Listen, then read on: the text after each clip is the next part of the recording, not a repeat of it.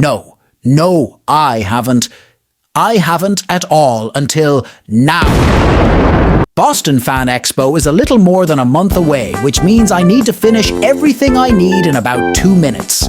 Which is fine because nothing bad has ever come from cramming a cosplay or craft. Ever. That everything I mentioned previously actually being the costumes I'm putting together, as I'm taking part in the ancient art of cosplay. As a very small rodent with an even tinier brain, I have many niche and esoteric interests the average person cannot comprehend.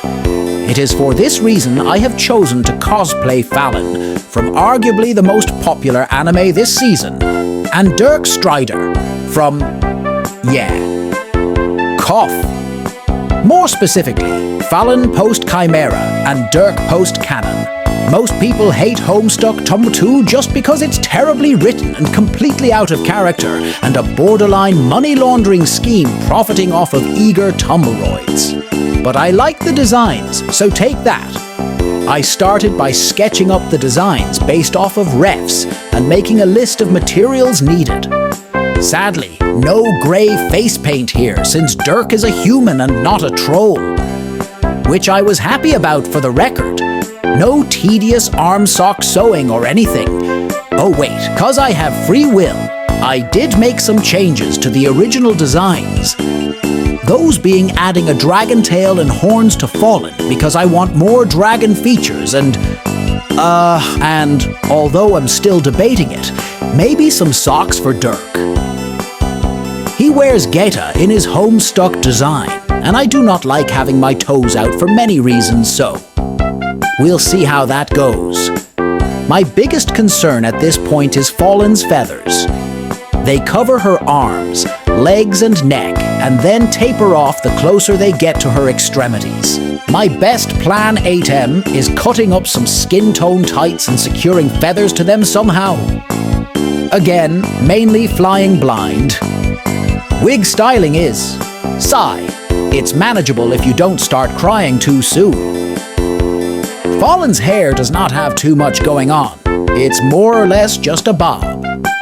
Dirk, however, I can feel my tendons wither and fry.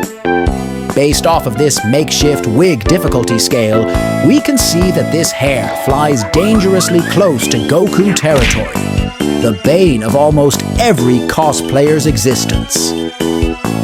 Good news is that since Homestuck character designs are so simplistic, reality can be whatever I want it to be.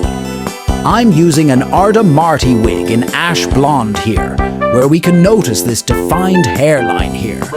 I need to attach a rather large and exaggerated collar to this cape, the thought of which has me sweating blood. Collars are difficult, especially large ones like this that are not really meant to fold over at all.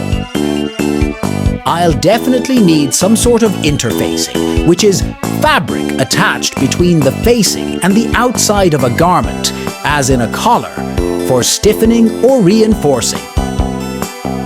What I use for interfacing is anyone's guess at this point. One more fact! Patterning involves cutting out pieces of flat fabric and then connecting them to create a 3D object, wearable article of clothing.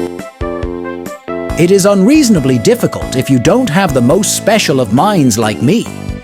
That is to say, I only make good patterns in my own head and nearly die when following one of these pattern packets. So now, the moment we've been waiting for.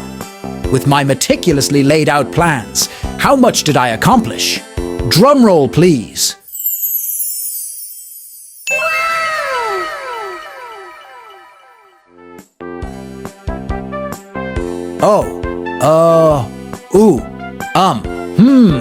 Well, there's always next year.